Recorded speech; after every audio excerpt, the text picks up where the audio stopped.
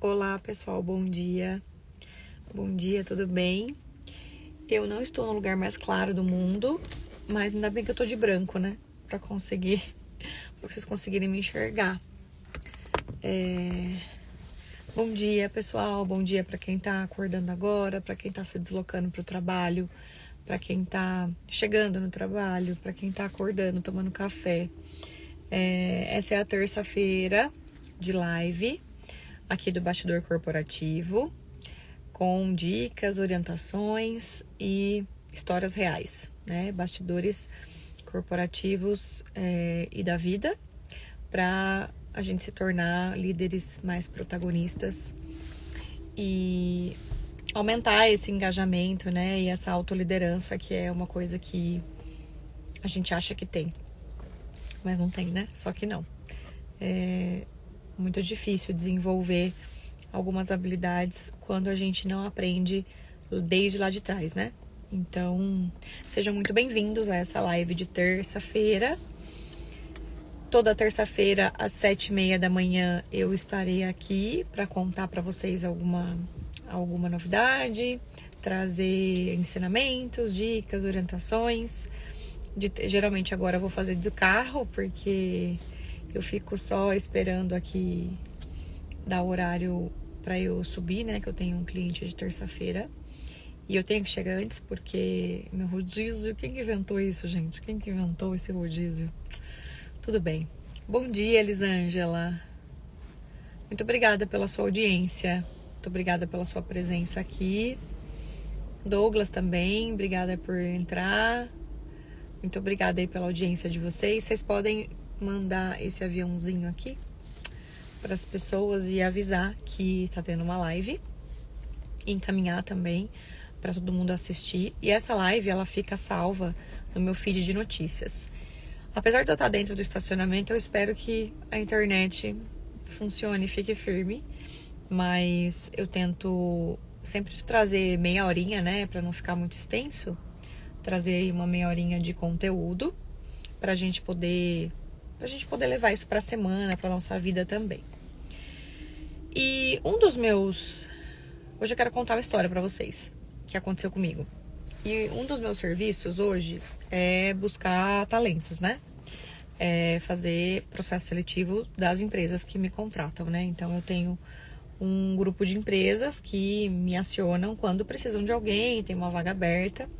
E aí eu vou recrutar essa pessoa, né? Eu vou fazer o processo seletivo.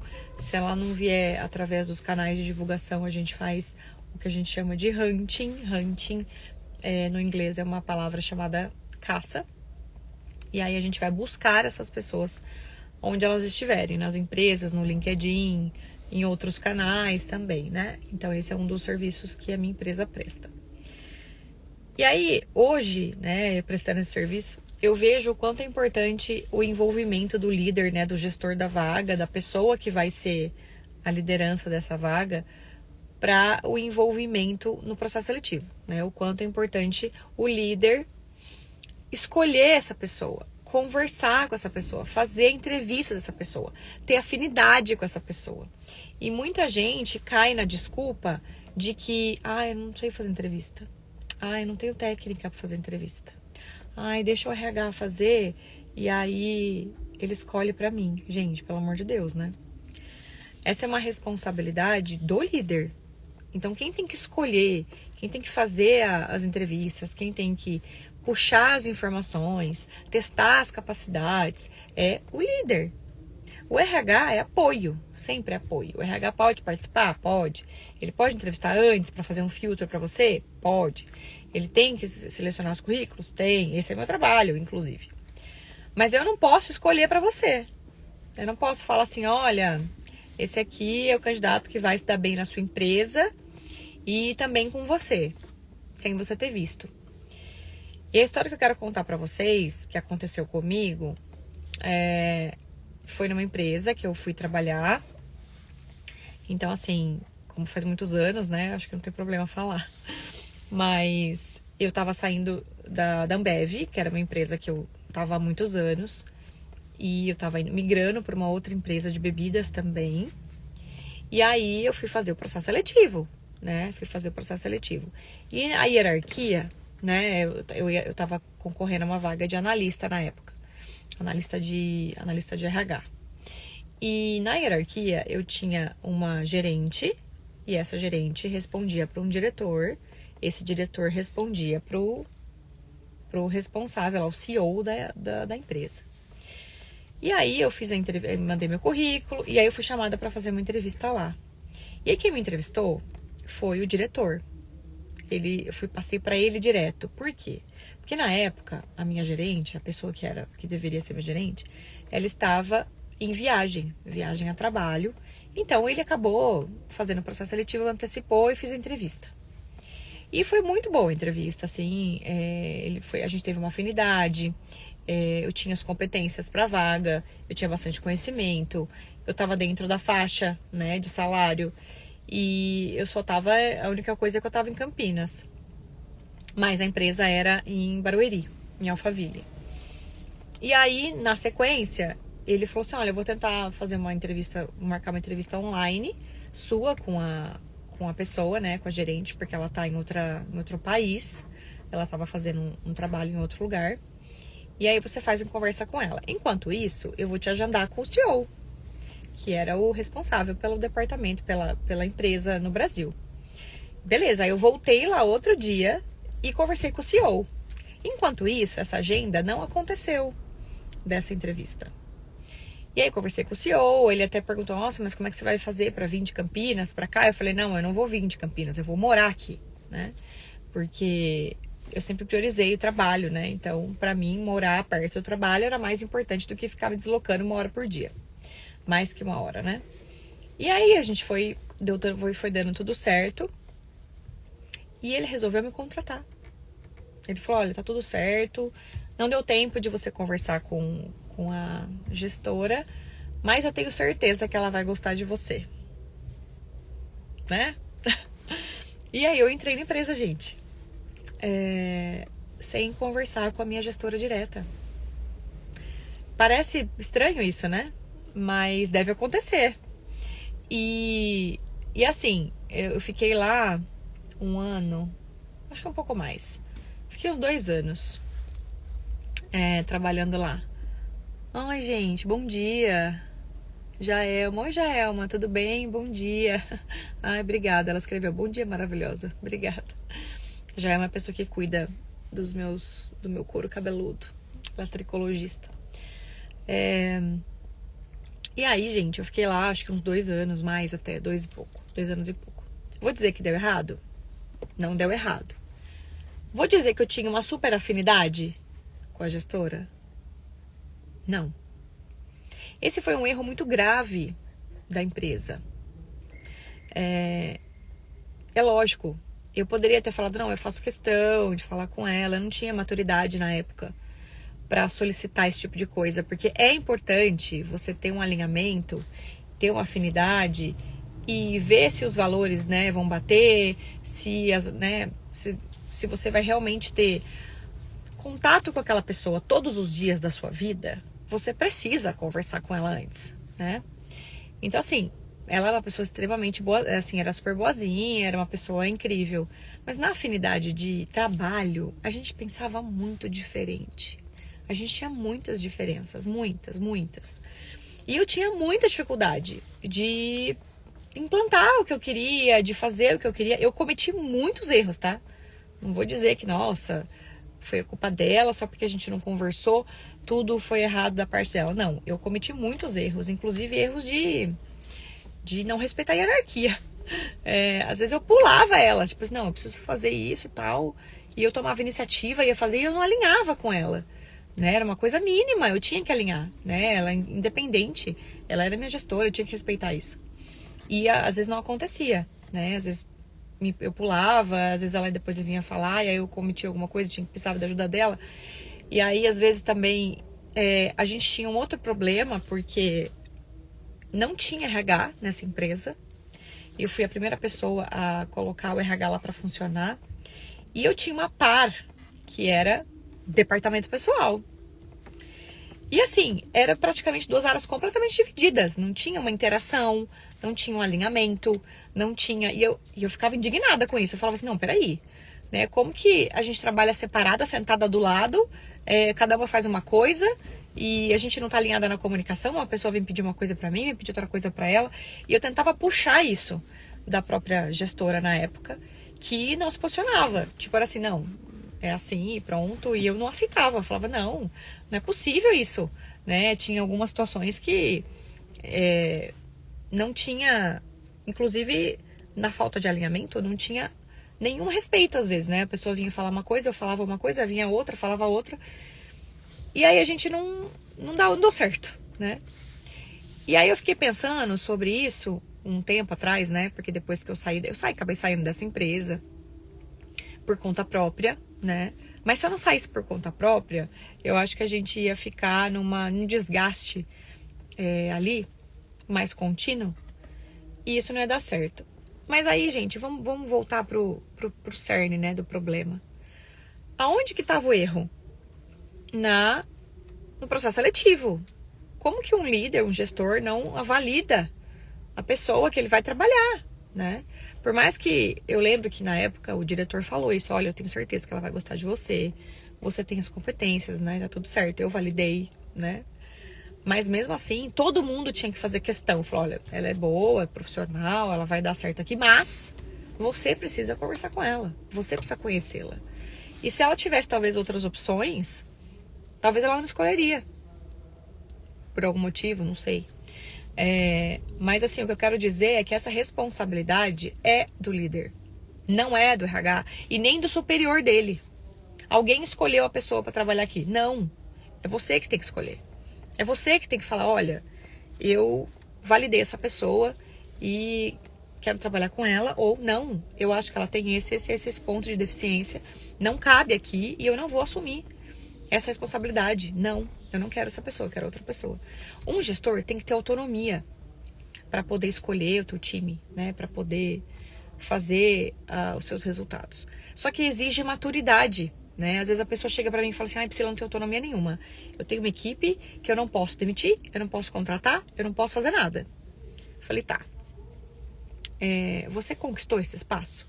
Porque uma coisa é um líder que só tem a cadeira, só tem a nomenclatura, mas não consegue fazer nada. Não tem autonomia pra fazer nada.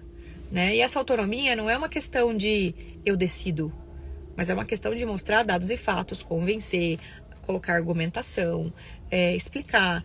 Ele tem sim que vender uma ideia. Ele tem que falar assim, olha, eu preciso promover essa pessoa.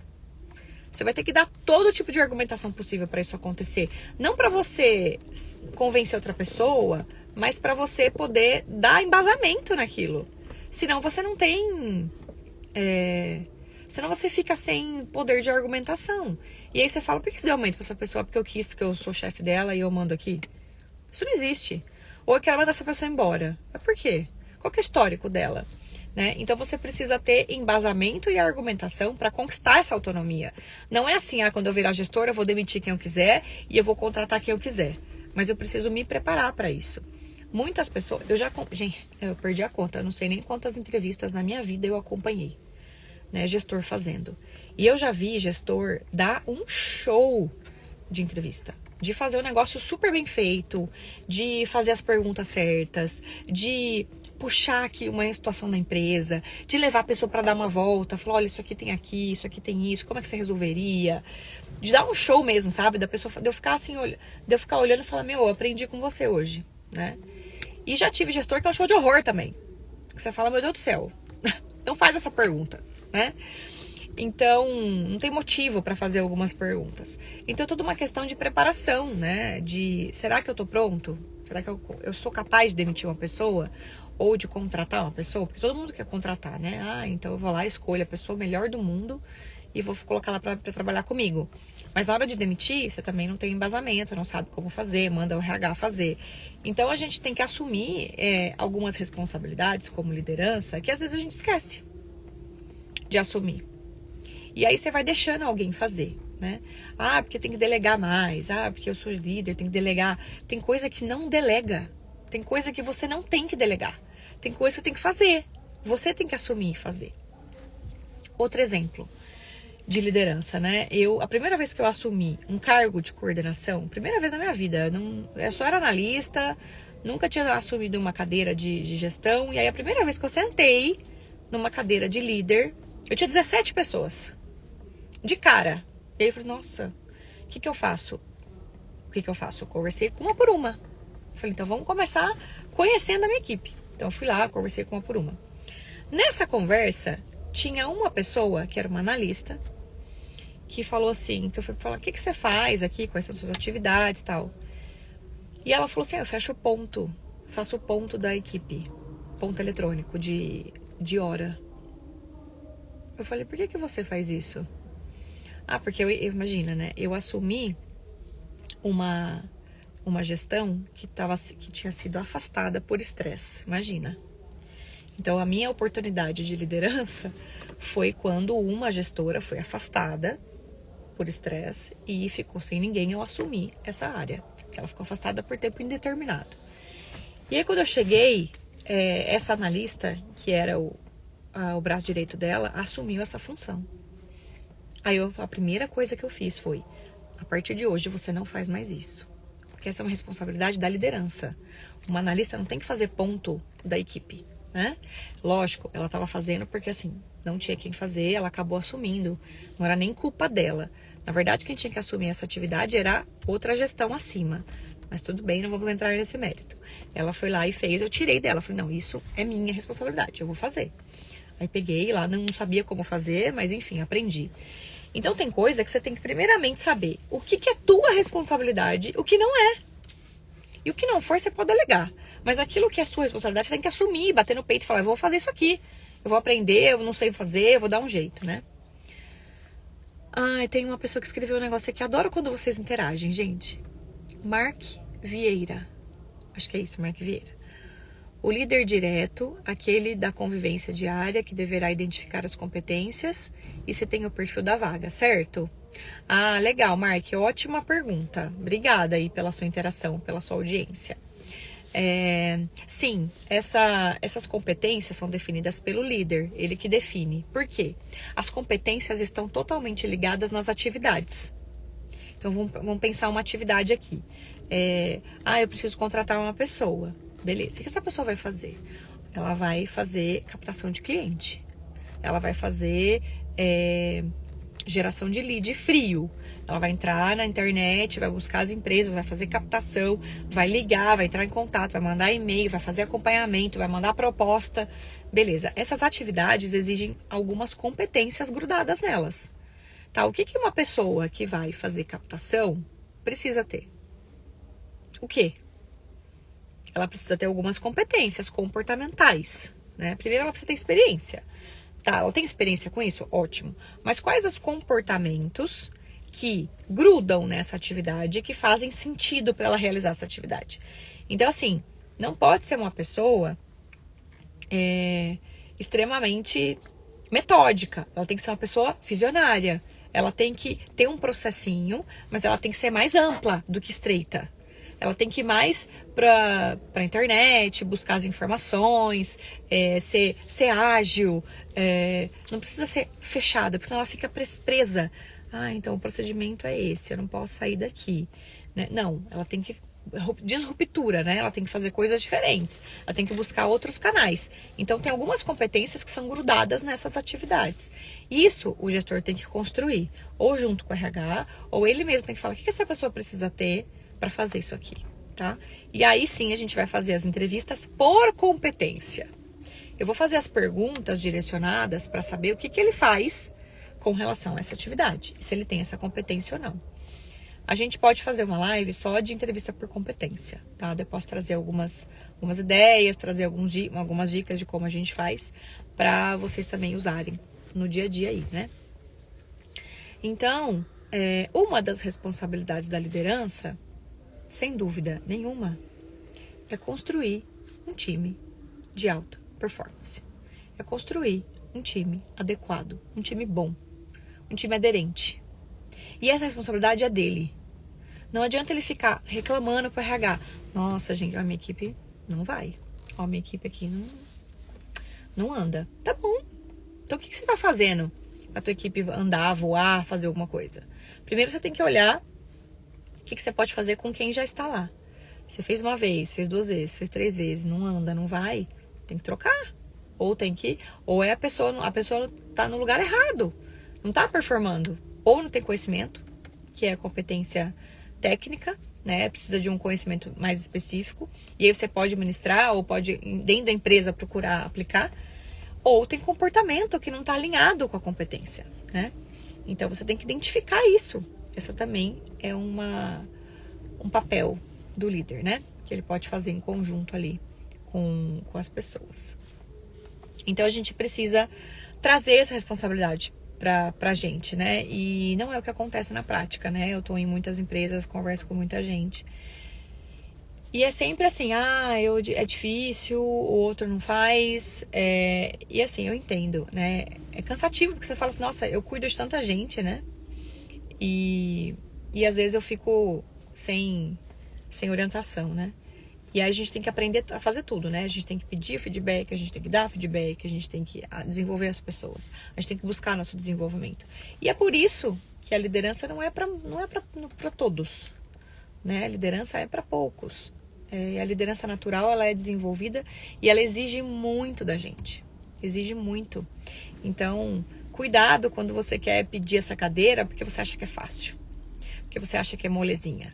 Porque você acha que você vai mandar nas pessoas, que você vai ter cargo melhor, que você vai ganhar mais.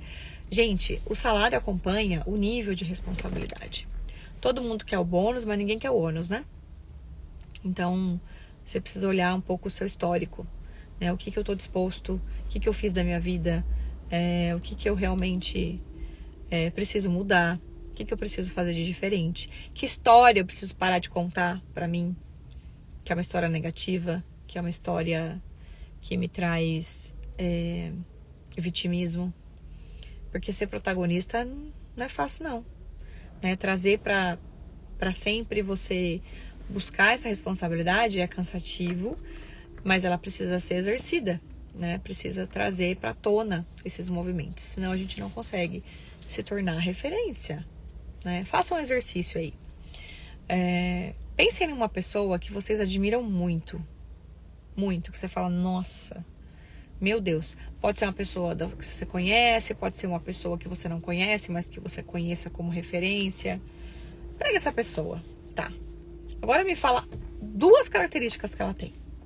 Essa pessoa, eu admiro ela porque ela é tal coisa, porque ela faz tal coisa, porque ela é assim, porque ela é assado. Pode perceber que esses comportamentos, essas competências, elas não são capacidades técnicas. Elas são comportamentais.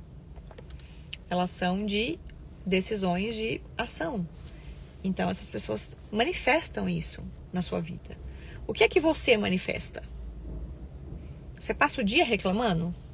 Você passa o dia falando que a tua equipe não entrega? Você passa o dia falando que as pessoas são um problema? O que você está fazendo com isso?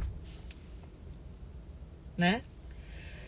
Levantar a bandeira vermelha diante do exército de bandeiras brancas é trash. É verdade. Mas muitas vezes é um posicionamento que a gente precisa fazer, né? Então, trazer isso para a realidade depende de como você está colocando isso na sua influência, né? O que eu estou fazendo com o que eu estou vendo de problema, né? Eu estou trazendo uma solução ou eu estou reclamando disso também, ou eu estou entrando também, ou eu me sinto assim também. Então, a gente precisa sempre motivar, sempre fazer diferente, né? E a liderança, ela exige isso da gente. Não é fácil, né? Gente, estou muito feliz que vocês estão começando a fazer interações, que vocês estão participando, que tem aqui um pessoal assíduo. Estou bem feliz. Acho que a fixação, né, dos horários e da data de terça às 7h30 da manhã acaba se tornando um hábito. Fica aí registrado. Vocês podem também assistir depois no feed, né, quando ficar gravado. E aí, eu queria que vocês ficassem super à vontade também de fazer perguntas, de colocarem ali o que vocês quiserem de questionamento. Eu vou responder ou em caixinha de perguntas no story ou pelos comentários do post. E eu espero que essa história tenha ajudado vocês, né, a repensar coisas que são responsabilidade da gente, né, que a gente tem que fazer. E mesmo aquilo que não é, quando a gente assume, a gente acaba tendo uma visibilidade maior e a gente inspira e se torna exemplo, né? E não fica só reclamando e acusando e dizendo que alguém não fez, né? Bom, gente, eu vou já sair daqui, que o homem já tá me olhando, falando: o que essa menina tá fazendo aí, né, dentro do carro? Então, que eu tenho que sair do estacionamento. Mas muito obrigada aí pela audiência de vocês. A Elisângela tá falando: obrigada por compartilhar suas vivências. Eu que agradeço a sua audiência e você ter escutado. Muito bom. Te encontrei, já aprendi muito por aqui. Parabéns, muito obrigada, Mark, Elisângela, pela audiência de vocês, pela presença. Fico muito feliz e honrada de vocês terem acompanhado até o final. E contem comigo, sempre estarei aqui de terça-feira, 7h30. E também com as nossas interações no Instagram, nos stories. A gente vai trocando aqui experiências. Uma ótima semana para vocês, uma boa terça-feira, um excelente trabalho. Fiquem com Deus.